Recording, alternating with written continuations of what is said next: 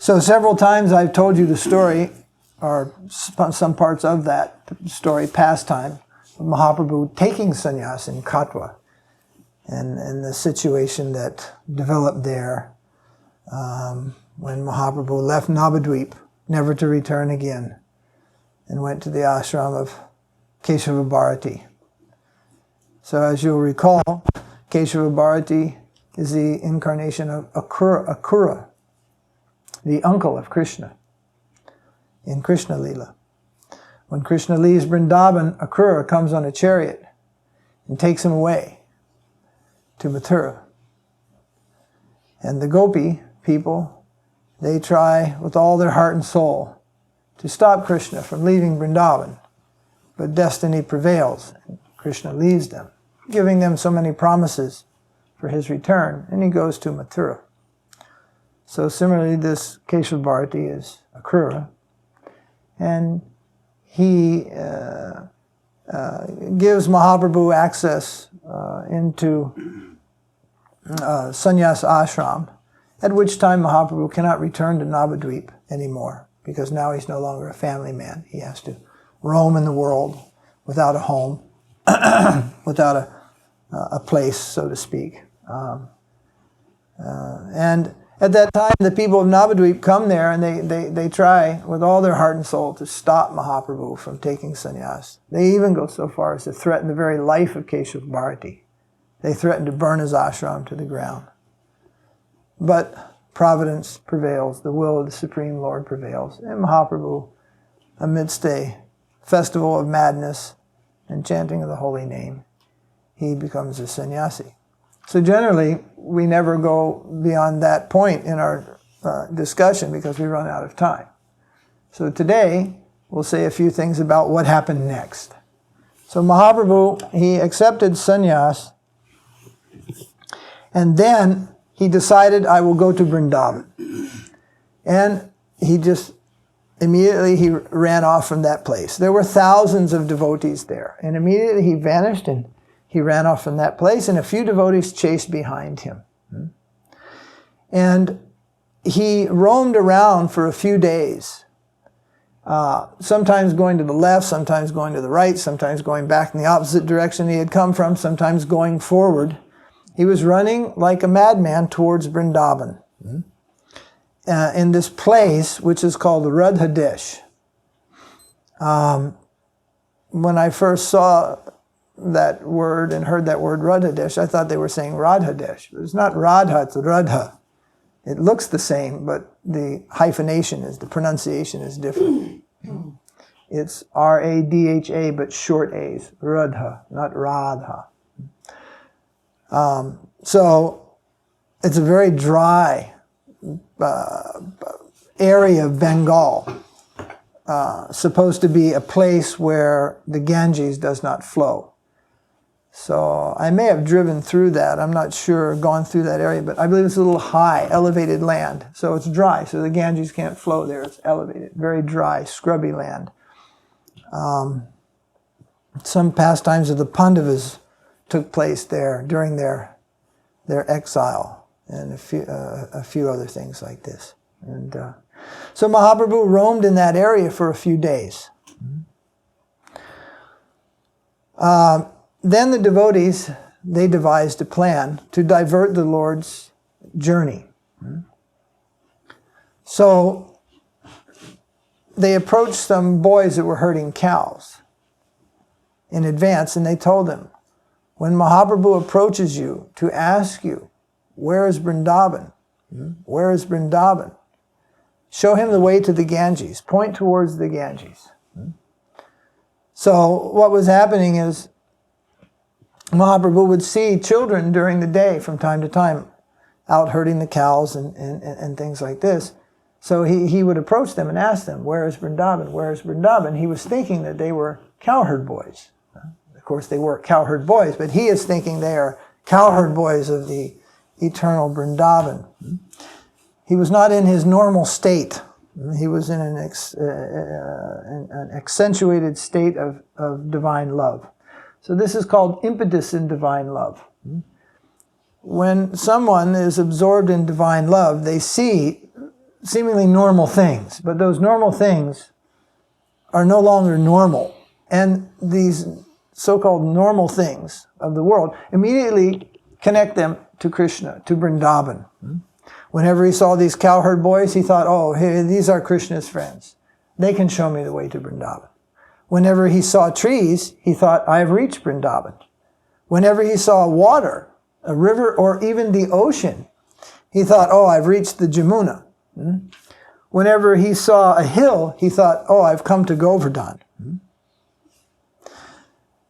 What do you do if you're far, say you take a journey to Hungary or Poland, some very far away place from both India and your native place, and you're going. I give this example, and you pass a store window and you see a peacock feather. It's just a bird feather. A bird. It's a stupid bird. And it's just a feather from a bird. You go, hey, look, peacock feather. Why? Why do you do that? You will do that. If you have any Kṛṣṇa consciousness in you, you will do that. If you don't, let's assume that you don't have any Kṛṣṇa consciousness. Darwin said, whenever I see the peacock's feather, it makes me sick. He said, whenever I see the eye in the peacock's tail, it makes me sick, he said. So he's the opposite of a devotee. He had no devotion. He had no belief in God even, not to speak of real devotion. And that thing which is an impetus for remembering Kṛṣṇa and an impetus to awaken the devotee's love for Kṛṣṇa, it made him sick. Such an unfortunate person. Impetus in love are also there in the material world. I give this example also. In a family, the children are so adorable when they're very small. They're nothing but bundles of cuteness and charm personified. And so we often take their shoes or memorabilia of their childhood, very young childhood, and we keep that. We sometimes bronze their shoes even. You know? And in later years, mothers or fathers, they will just see that object and remember those children in that stage. Not only as children, but in many stages. You know. A husband is lost, some memorabilia is kept, a son in war, so many things, and then we see something that belonged to them or was dear to them, was part of their paraphernalia, and this invokes our sentiments and feelings of love for them. Young girls like to keep the ring of their boyfriend, and then they sometimes hold it to their heart. It's just a ring, a stupid ring made out of gold or silver or something. But they identify it with that person, you see. So this is happening in both worlds, both the mundane world. But what feeling you get out of mundane love, even in its highest state, is very, very nominal compared to love of God. The greatest feelings that we can feel within us are love. They're greater than hatred. Hatred is very consuming, very consuming. Hatred, anger, these things trouble us and give much pain and possess us for some time. Greater, and behind that, people do sacrifice. They'll sacrifice things behind hatred. Look at the suicide bombers. Look what they're sacrificing behind hatred. They're killing themselves, motivated by hatred, that feeling. But love is even greater than that, and it will bring us to many levels of sacrifice and giving, and so many things. Even sometimes sacrificing life. Love will also sometimes request us to sacrifice life. It happens every day. People sacrifice their life out of love for someone else. And so many things. But when these things are taken in balance, there is no balance. The spiritual love is a feeling far, far greater than material love. So there are impetuses for this love. If we have some part of it, then we will come in contact with these various impetuses. And we will then experience. It will invoke that love. It is not always on the top. It is hidden. You come in contact with the impetus of love, and then that love you may feel. So Mahaprabhu was roaming here and there. So then he saw those cowherd boys that had already been primed with the wrong answers. They'd been bribed in some way, maybe some sweets or something. So Mahaprabhu asked these boys, oh, where is Vṛndāvana? Please show me Vṛndāvana. And they said, there. And it is this way, go this way. So they diverted him, and he went to the bank of the Ganges. When he reached the bank of the Ganges, he thought he had reached the bank of the Jamuna. And the Lord was very, very happy. And he took bath in the Jamuna, in the Ganges, thinking that he'd reached Jamuna, so he took a holy bath in the Jamuna. And suddenly Advaita Acharya came on a boat from across the Ganges River on a boat with a boatman.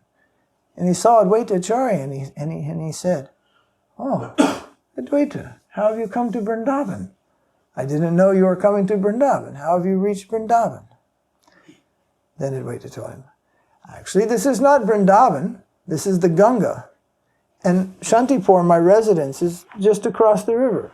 Please come to my home. Then Mahaprabhu became a little angry. Oh, you have all cheated me. You have deceived me. Nityananda Prabhu said, then Mahaprabhu said, well, I came here. You've made a fool of me. I've taken bath in the Ganges thinking I've taken bath in the Jamuna. And Nityananda Prabhu said, no, actually it is correct. This is the Jamuna. The western side of the river is the Jamuna. The eastern side of the river is the Ganga. Because the Jamuna and the Ganga, if you're looking at the map, they join like this. And they run like this. This is the western side. This is the Jamuna, and this is the Ganga, and in Allahabad they join. So Nityananda Prabhu said, actually the western side of the Ganga, it actually is the Jamuna, and the eastern side is the Ganga, so actually you did take bath in the Jamuna. And Mahaprabhu was like, like that. So all his clothes were wet. Generally, Mahaprabhu would just jump into the river with all his clothing. So Advaita Acharya had arrived with some dry and clean clothing. Offered that to the Lord. Please come to my home. So then Mahaprabhu got in the boat and went to Shantipur.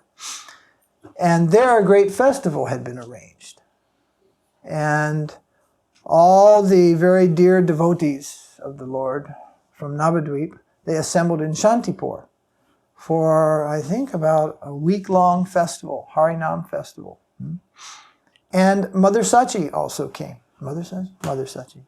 Mother Śacī also came there. And that was quite an emotional scene. Mahaprabhu with a shaved head as a sannyasi. Very emotional scene for Mother Śacī.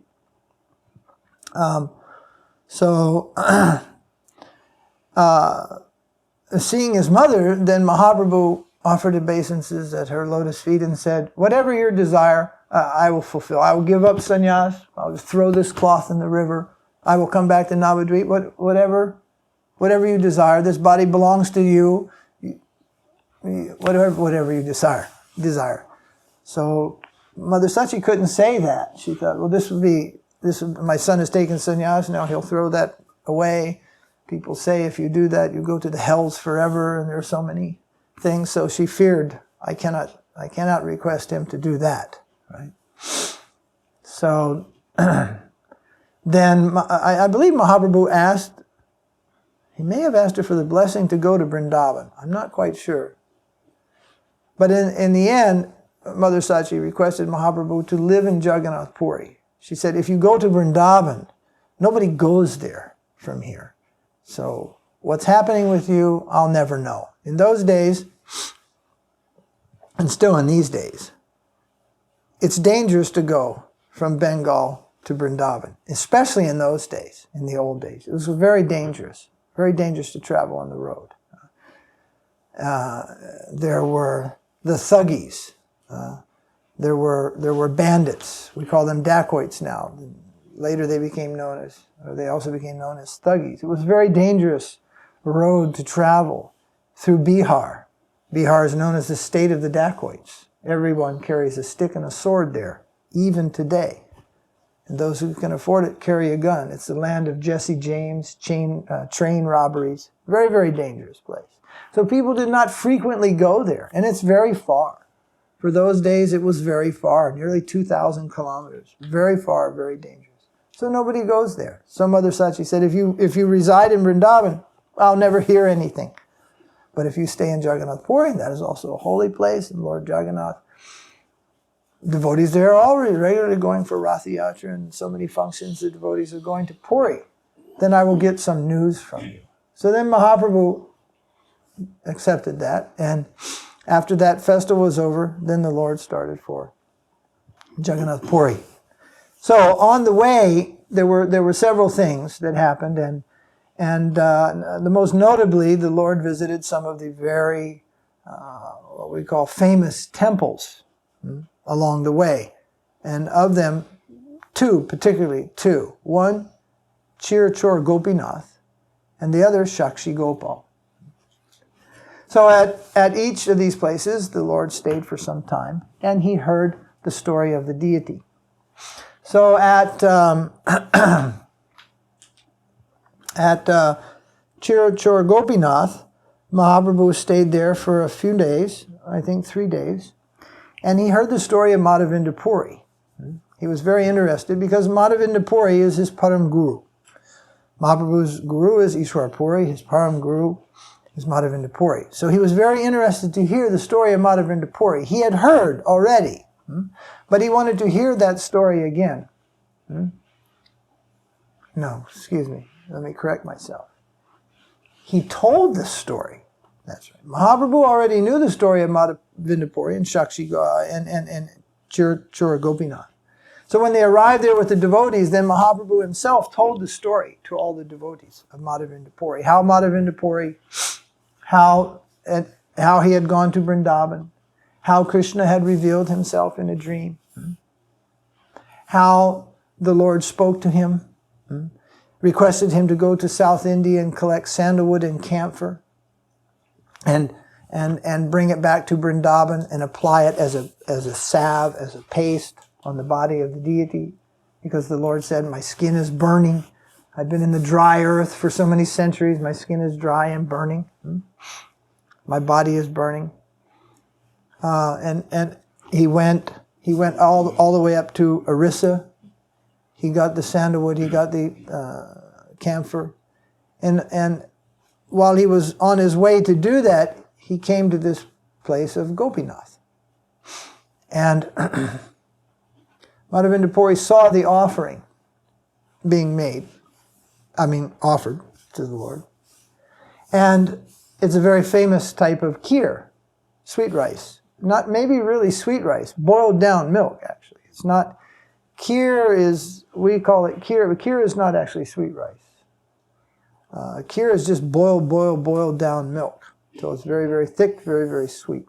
So there was a special variety of kheer that was always offered to the deity every evening. So Mādhavendra Purī thought, I'll be happy to taste this prasadam when it's offered, so I will know how to prepare this for my Lord at Vṛndāvana, Gopāla.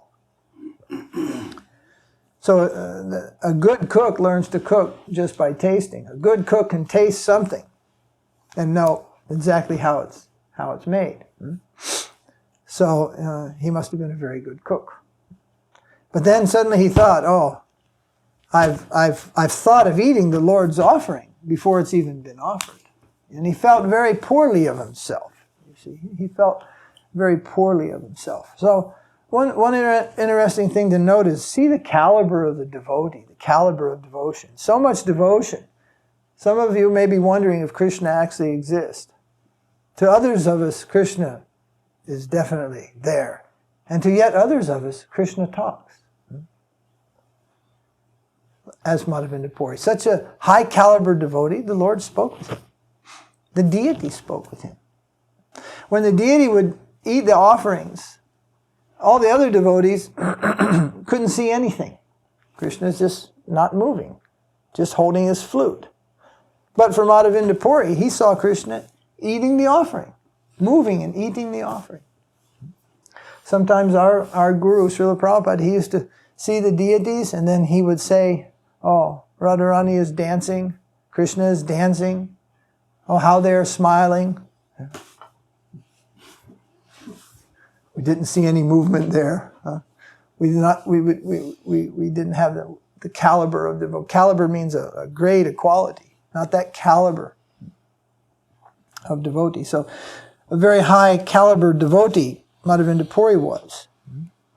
So pure and dear to Kṛṣṇa that the Lord would reveal himself in such a personal way as to even talk to him. Yet at other times, the Lord was only present in the deity form as he is usually present to most of us. But when this devotee made a mistake, no one had to tell him, oh, you made a mistake. But he made a mistake. And then he felt very poorly of himself. Oh, I've thought about eating the offering before it's been offered. You see? So if you can try to catch that idea, the very high devotee can have a direct communication with the Supreme Lord. But he may also, in his own estimation, make a mistake sometime and feel very poorly about himself on account of that.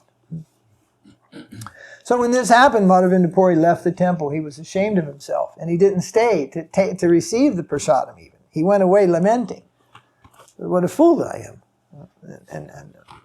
and just thinking of himself in a very poorly way.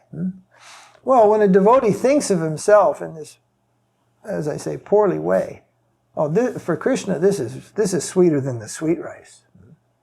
This mood of real, if it's genuine, this genuine, real mood of humility of a devotee is so sweet to Kṛṣṇa. Now, this is not like sulking or just being in the modes and so forth, like some people persist to be. No, this is another kind of emotion, feeling, and Kṛṣṇa finds this very sweet. And he is drawn to that more than any of the other qualities found in a Vaishnava. The humility. Humility is considered the crown jewel of a Vaishnava. The crown jewel, the most elevated quality of a devotee. So, that evening, Mādhavendra Purī went somewhere after the temple closed and life quieted down in the village, and he just went someplace in the market and found an abandoned stall or someplace to himself. And he sat there with his beads and chanting the holy name. And the pujaris, they all went to sleep. Then the pujari had a dream. The pujari had a dream that the deity came to him in his dream and said, my great devotee has come here today, but he has left before he could honor the prasadam, before I could give him prasadam. He left the temple and he's in the marketplace chanting my holy names. And I've stolen the sweet rice. I've gone into the prasadam room where the prasadams are kept, and I've stolen that and put it back in my room behind the curtain. And I want you to come and take this pot of sweet rice from behind the curtain, behind the altar. I want you to take it, and I want you to find my devotee and give it to him. So, sometimes you have a dream about Kṛṣṇa, and it's just a dream. And you know what the proof of it is? Because after the dream about Kṛṣṇa, you wake up and you go, oh, I had a dream about Kṛṣṇa. That wasn't Kṛṣṇa, that was just a dream. If Kṛṣṇa enters your dream, you wake up, whenever that is, like an electric light bulb burning 200 watts. All your senses will be alert and alive, and you may be even like shivery, tingly. If you have any real connection to Kṛṣṇa, the next thing to follow is not the mode of ignorance. You're immediately taken out of the mode of sleep, which is in the mode of ignorance, to the purified mode of goodness. So the pujari awoke. He was in a very conscious and alert and ecstatic mood. So he had to follow through with the instruction in the dream. So which is uncalled for. In traditional temples, when the doors are locked at a certain time, they don't open till the next morning at a certain time. So in the middle of the night, he went and unlocked the doors, and he went in, and sure enough, behind the deity of Gopīnātha was this clay pot of sweet rice, or kheer rather. So on the instruction of the Lord, he took that and he went out searching in the village around the market, shouting, Mādhavendra Purī, Mādhavendra Purī, Mādhavendra, shouting his name. And then finally the two met. Well, as noted by Kṛṣṇa's Kaviraj Goswami, both these devotees were very great devotees. One, the Lord stole the sweet rice, and the other was the Lord's, not messenger, but he delivered that. So it is said that both of them, the Pujari explained, the Lord has stolen this rice kheer for you and ordered me to bring it to you. So then in a very happy and ecstatic mood, both these devotees sat there and honored this pot of kheer. And then Mādhavendra Purī became afraid. He thought, oh, now the word of this is going to spread through the village and there's just going to be people all over me tomorrow morning. So he just vanished. Before daylight, he left and he went on his way. So Mahaprabhu told this story to all the devotees, the story of Mādhavendra Purī and how the Lord stole the kheer for him, and described many of the qualities of Mādhavendra Purī. And of course the story goes on, but it's a long story. So then next, Mahaprabhu went on and he came to the temple of Śākṣi Gopāla. Śākṣi Gopāla means the Lord who appeared as the witness. Do you follow me up to this point? So Mahaprabhu has taken sannyas, he's roamed around. There was a great Sankirtan festival in Shantipur. Then he's come down into Orissa and he stops first in the Gopīnātha, Chor. Now that the Lord is known as Kheer Chor. Chor means thief.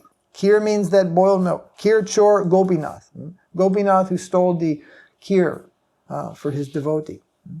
And then he continues towards Jagannath Puri and he comes to the temple of Śākṣi Gopāla. So there, I would like to read something about that. Or first I have to tell part of the story. In ancient times, there was a Brahmin. There were many, but there was this one particular Brahmin, and there was another village Brahmin. There were two Brahmins. One was an older man. One was very, very young in his youth, not yet married. The other one was married and had several children and all. So both of these Brahmins were from the same village, and they went to Vṛndāvana on a pilgrimage, or they chanced to meet in Vṛndāvana in North India on a pilgrimage. And the older man was having many difficulties to reach Vṛndāvana. So this younger Brahmin helped him along the way. So many problems he had, getting food, traveling, moving, resting, getting water for bath or whatever. So this younger Brahmin, he helped that older Brahmin all the way to Vṛndāvana.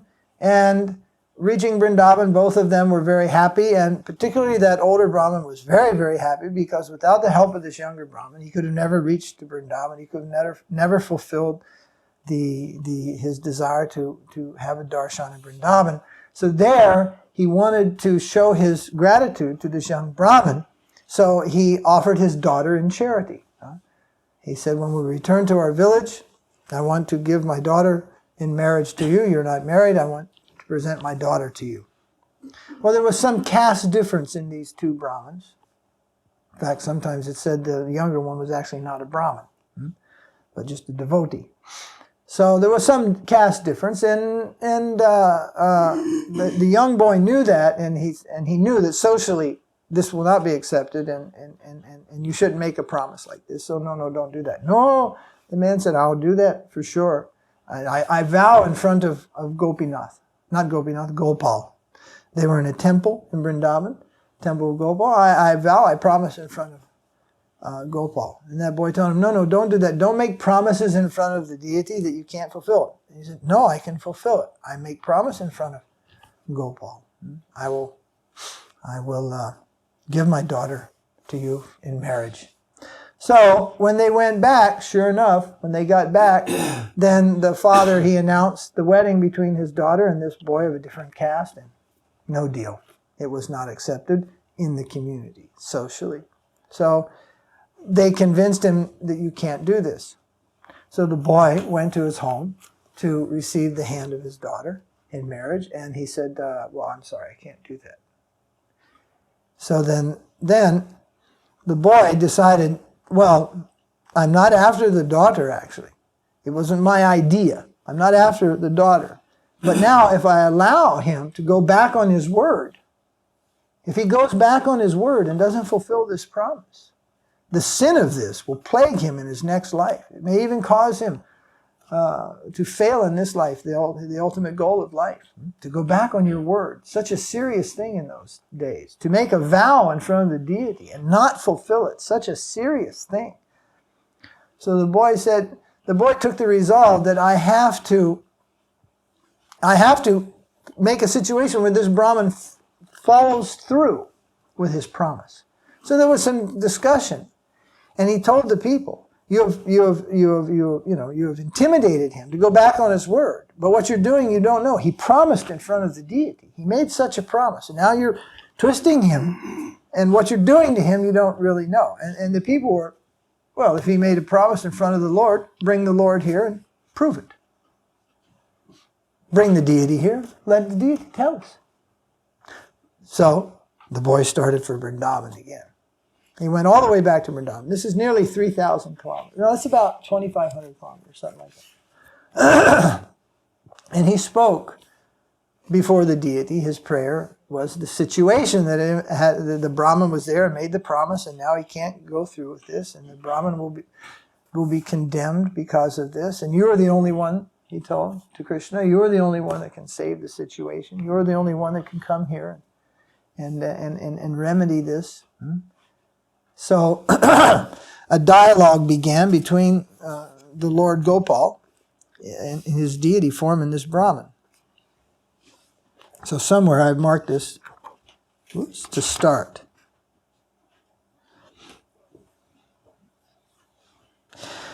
The boy says about the Brahmin, he says, he had no desire to break his promise, but fearing that his kinsman would commit suicide, he deviated from the truth. By the piety of the elder Brahmin, I shall call the Supreme Personality of God as witness. Thus I shall keep his truthful promise intact. Hearing the emphatic statement of the younger Brahmin, some atheists in the meeting began to cut jokes. However, someone else said, after all, the Lord is merciful, and if he likes, he may come here as witness. After the meeting, the young Brahmin started for Vṛndāvana. So he was a Brahmin. Upon arriving there, he first offered his respectful obeisances to the deity and then narrated everything in full detail. He said, my Lord, you are the protector of the Brahminical culture, and you are also very merciful. Therefore, kindly show your great mercy by protecting the religious principles of us two Brahmins. My dear Lord, I am not thinking to become happy by getting the daughter as a bride. I am simply thinking that the Brahmin has broken his promise, and that is giving me great pain. The young Brahmin continued, my dear sir, you are very merciful, and you know everything. Therefore, kindly be a witness in this case. A person who knows things as they are and still does not bear witness becomes involved in sinful activities. Of course, the Supreme Lord can never be involved in any sinful activity. But he is definitely charmed by this type of plea and reasoning of his devotees. My Lord, if you don't come as witness, you may be involved in this lying, this sinfulness. The Lord replied, my dear Brahmin, go back to your home and call a meeting of all the men. In that meeting, just try to remember me. I shall certainly appear there, and at that time I shall protect the honor of both of the Brahmanas, both you Brahmanas, by bearing witness to the promise. The young Brahmin replied, my Lord, even if you appear there as four-handed Vishnu, still none of those people will believe in your words. Only if you go there in this form of Gopal and speak the words from your beautiful face, will your testimony be heard by all the people. So exactly what that means, I'm not sure. But as we know, in South, everyone is mainly a Vishnu Bhakta. So even if he went there as Vishnu, maybe they would say, but you said Kṛṣṇa. You said Kṛṣṇa. And there is, of course, he knows there is no Kṛṣṇa in South India. So if the Lord appears in South India, he must appear as Vishnu. In ancient times, there was no Kṛṣṇa in South India. He must appear as Vishnu. Something like that, because he's saying even if you appear as Vishnu, they're not going to believe it. They're not going to believe it. Somehow, you have to go there and speak from your face. Beautiful Gopal, he says, from your beautiful face. They have to hear these words, otherwise they won't believe it. Then the Lord said, I've never heard of a deity walking from one place to another. And now the Lord is saying, I am simply made of stone. I'm only a deity. How do you expect me to walk from one place to the other? But he's saying, if you can talk, you can walk. The Brahmin replied, that is true. But how is it that you are speaking? Although you are the deity. Now, I'll just let you know a secret. I didn't read this beforehand. This is just the thinking. If we follow the various dialogues and the depth of these things, then we will find ourselves just right there in the front row seat knowing what's going to happen next. Such is possible in this life all the way up to the point of realizing the eternal pastimes of the Supreme Lord. But in the beginning, we have some feeling for it. What's happening, what's the mood, what it's all about, what the devotees will say. But in the end game, they say, actually, is to realize and enter into eternal līlā with the Supreme Lord. So it begins in this hearing and chanting process about the Lord's pastimes. All that awaits us in this world is just a grody world of birth and death and exploitation in between. What awaits us if we purify our heart is eternal life, which even after hundreds and thousands of books are written about it, it has only been able to tell us this much. How much can you tell us in 100 pages about eternity, eternal life, eternal life with the Supreme Lord? So that's the thinking of the devotee. Well, if you can talk, you can certainly walk. So please come to South India with me. My dear Lord, you are not a statue. You are directly the son of Maharaj Nanda. Now, for the sake of the old Brahmin, you can do something you have never done before. Sri Gopalji then smiled and said, my dear Brahmin, just listen to me. I shall walk behind you, and in this way I shall go with you. But don't try to see me by turning around. As soon as you see me, I shall remain stationary at that spot, and I will not move from that very place. You will know that I am walking behind you by the sound of my ankle bells. Cook 1 kilo of rice daily and offer it. I shall eat that rice and follow behind you. But what he means is, you don't look to see if I am there. You have to have faith. I am there. I will give some sign. The Lord said, my ankle bells, you'll hear them. So that means that in the evening when the Brahmin camped, he built his fire, he unpacked his rice, he cooked the rice, he offered it in meditation. He didn't turn around to see if Kṛṣṇa is there and offer that rice. Because whenever he would turn, the deal was, the Lord will stop right there. So, this was very fine. So thousands of kilometers they went. This takes several months, at least 2 months. And in the day, the Brahmin could hear the foot bells. In the night, he would cook rice and offer to the Lord. The next day, the Brahmin begged permission from Gopal and started for his country. Then Gopal followed him step by step. While Lord Gopal followed the young Brahmin, the tinkling sound of his ankle bells could be heard. Obvious. Nobody else could see what was going on. There are so many people on the road. It's not that people are just watching the deity move along behind the Brahmin. And the Brahmin may have said, do you hear any bells? He probably did. It's not mentioned, but you can imagine he probably said, do you hear any bells? People are going, no. They wouldn't necessarily hear the bells. Something between the Lord and his devotee. Others not privy to that. Many instances are like this. The Brahmin became very pleased, and after he could hear the bells, and he would cook the rice and offer to the Lord. The young Brahmin walked and walked in this way until he eventually arrived in his country, When near the village, he began to think as follows. I have now come to my village. I shall go to my house. I will tell all the people that the witness has arrived. The Brahmin began to think that if people don't directly see Gopal deity, they would not believe that he had arrived. But even if Gopal stays here, he thought, there's still nothing to fear. Thinking this, the Brahmin turned and looked back. And he saw that Gopal, the Supreme Personality of Godhead, was standing there smiling. And he's very big. Very big.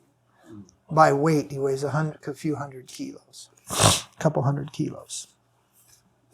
The Lord then told the Brahmin, now you can go home and I shall stay here.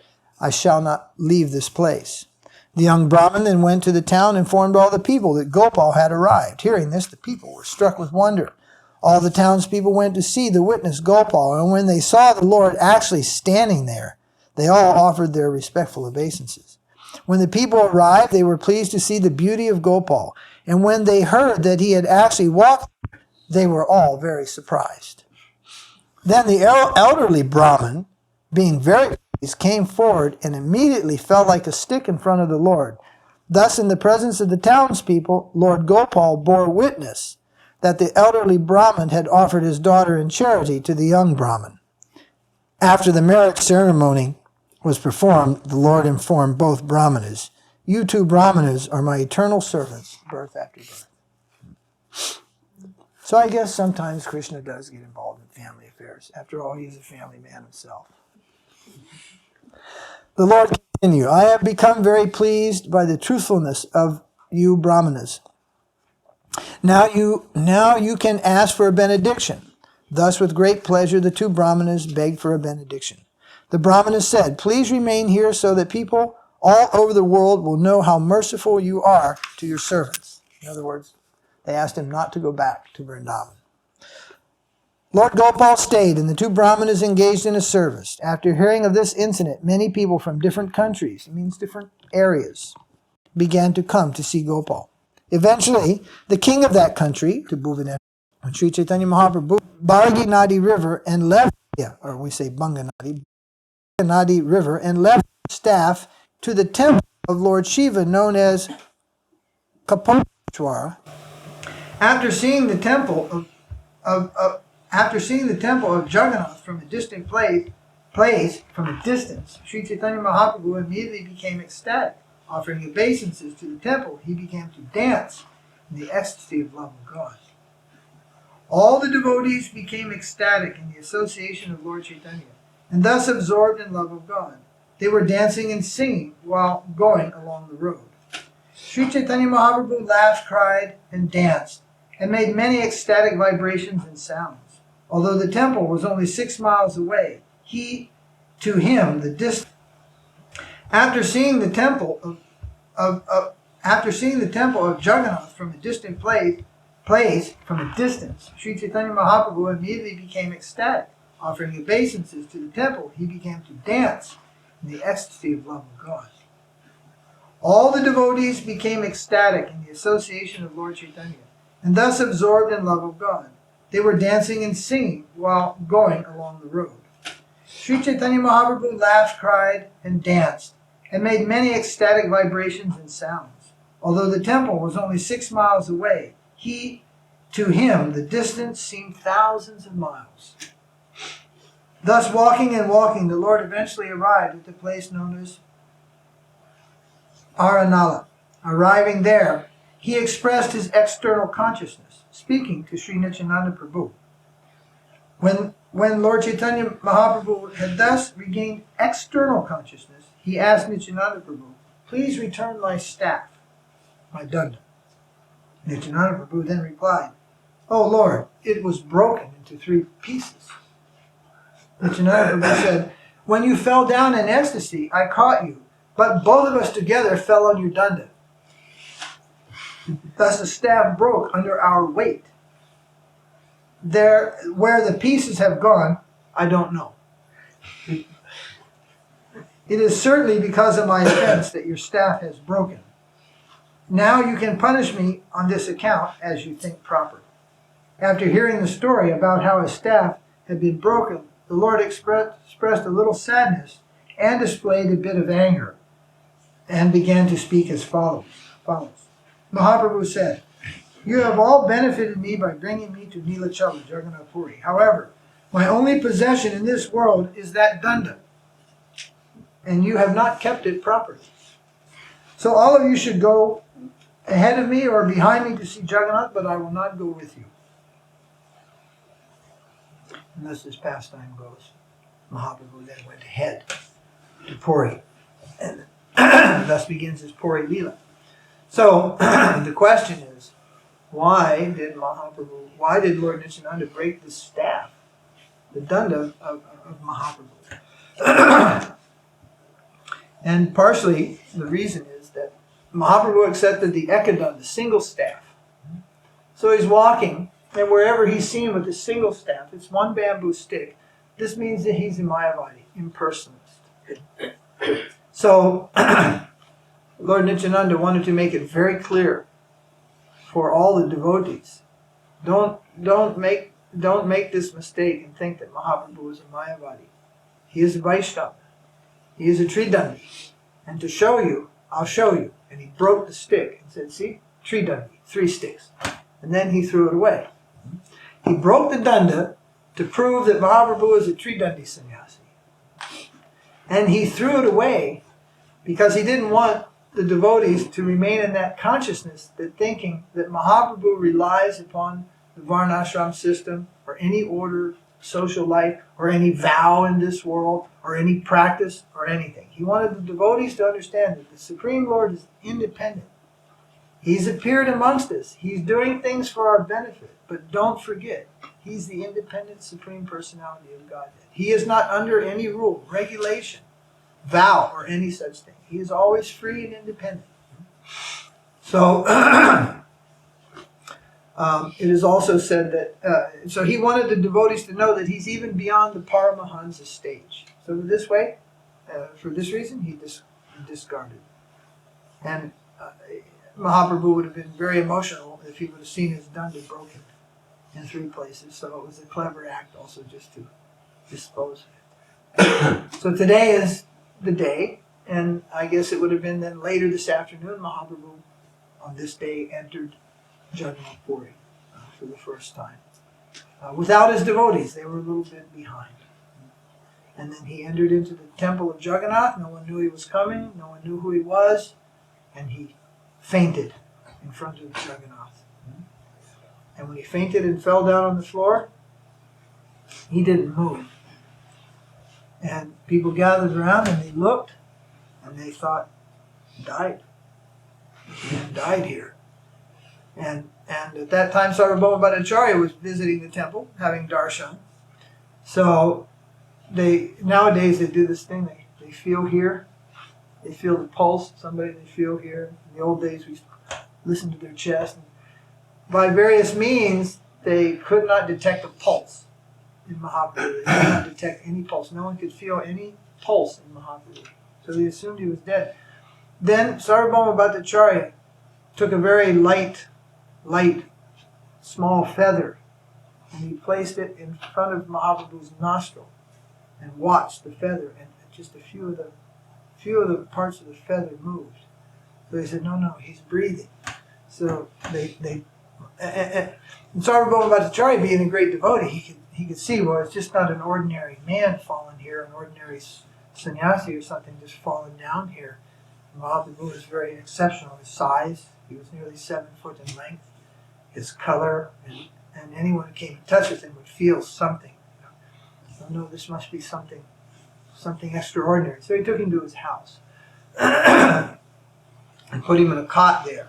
Then suddenly the devotees arrived in Puri, and they couldn't find Mahaprabhu. And then the word spread that, one sannyasi came here and he fainted, and now he's in the home of Sarvabhauma Bhattacharya. So the devotees went there. And when they saw Mahaprabhu in that state, then they started saying kirtan. They started chanting the holy name. And then Mahaprabhu got back his external consciousness. So that's some of the narration about today's events. Go Premanande! And we're going to the forest. We're the Vanamalis, the garden in the forest on Sunday. Yes. Isn't it a fact that in the Vedic time, ancient times, the original daṇḍa was Tridaṇḍa, and then it became one daṇḍa for the māyāvādīs after? Well, the daṇḍa, how do you make plural out of daṇḍa? Dundis. We add s's. Chapati, chapatis. There's no such word as chapatis with an s. You don't add an s. You add s to make plural in English. You know, tree, trees, cars. But you don't do that in Sanskrit. So we say dandas, but there is no such thing as many things are, whether it's singular or plural is understood maybe by other things. But I guess there are some plural. Dandanam. So, in the Upanishads, there is a mention of daṇḍa and Tridaṇḍa. The word Tridaṇḍa exists. But there's no dandanam and there's no Ekadaṇḍa.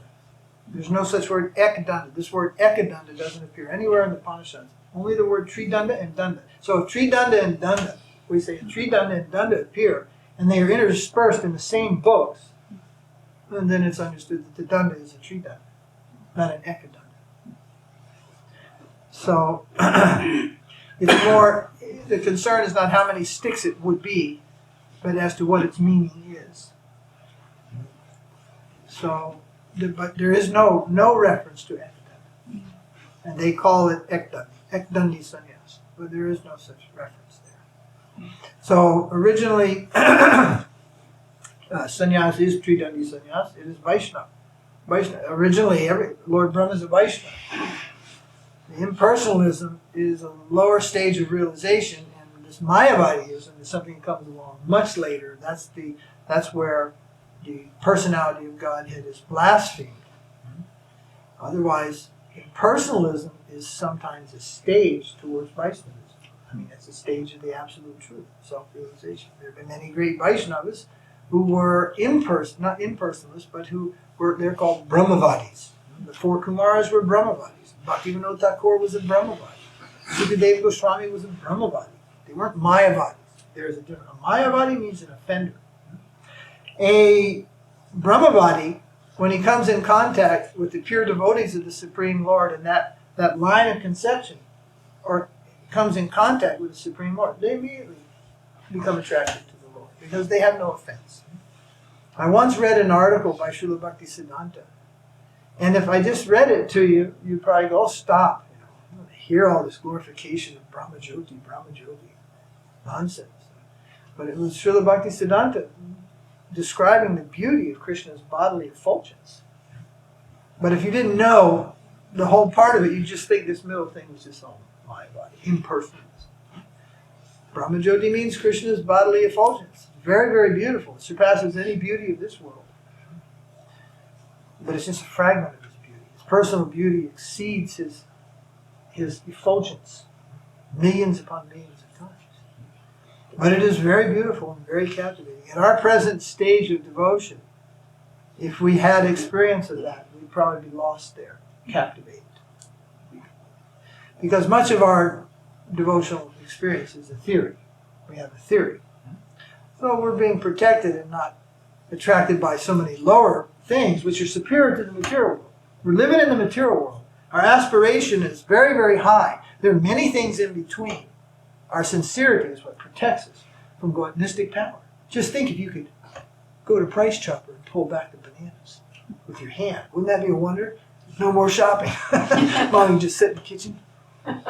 We need more cauliflower. Pull cauliflower. That's a mystic city where you can reach your hand into the sky and by your meditation pull a fruit from anywhere in the world that you can conceive. Now, if you had an opportunity to do that, you'd probably get distracted from your goal of pure devotion now. Some people would argue, see, they were striving for pure devotion, but they went for this, and this is higher. No, this is a lower thing. And maybe because of offense, you got detracted by mystic power, material opulence, name and fame. All these things on the devotional path, if we have offenses, then we will divert. Heavenly planets, just think, you live for 100 million years in heaven. Will you take it? Well, it's not really an offer, so. But if all of a sudden it was there, it was a clear offer, would you take it? Well, if you're sincere, Kṛṣṇa will protect you and you'll never have that opportunity to choose. At best, you'll get an opportunity to go to Hawaii. Nobody in Kali Yuga goes to heaven. But you can go to Hawaii for 2 weeks if you're really good. Almost heaven. And that's considered almost heaven. That's the most heavenly place there is. And some people go there and find it is quite hellish. And that's good. So we're protected. Many people, and I tell you, many devotees have gone to Hawaii, and that's the end of bhakti. We used to call it pleasant maya. Somebody says about the suffering in the material world, and everybody goes, suffering? It's like when you're young. Suffering? That's suffering. You've only ever had 1 or 2 toothaches. Wait till you're like me, missing half your teeth. You don't know what suffering is. Tooth pain. And you ask any of these older people who had teeth pulled. Oh, ouch. Pain. There's so much pain. But when you're young, you're oblivious to it. It's all coming. You'll be just like us in the future. Yeah, it's a lot of suffering in this world. But in Hawaii, what? Every day is a killer day. It's great. It's very hard to realize the suffering of material life in a very heavenly environment. So we used to call it pleasant maya. And many devotees, they're there now. Hundreds of them. Hundreds of devotees live in Hawaii, completely enamored by the environment of that air and the ocean. And it's completely enamored by that. So, anyway, what to speak of real heaven. So our sincerity is what protects us on the path. On the way back to Godhead, our sincerity. And aparad is what may cause us difficulty. Therefore, it is recommended to avoid the offenses to the holy name. It's not a difficult thing to avoid.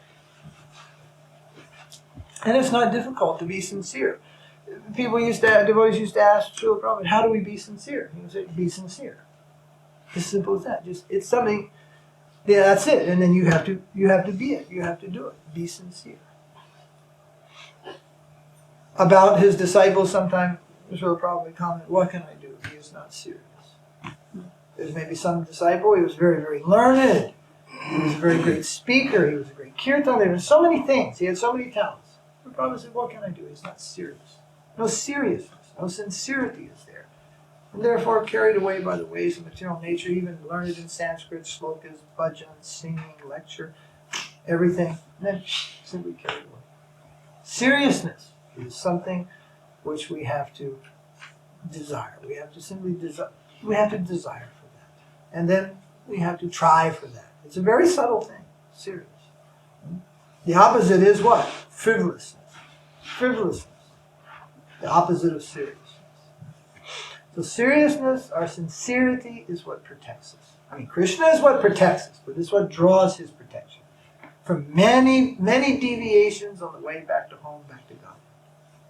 We have to live our life like this. It's not like, this is not salvationism, where you just make a pledge once, your soul to God, and then everything else is a party, and you can just do whatever you want in any direction you want, and in the end you die, he comes and gets you.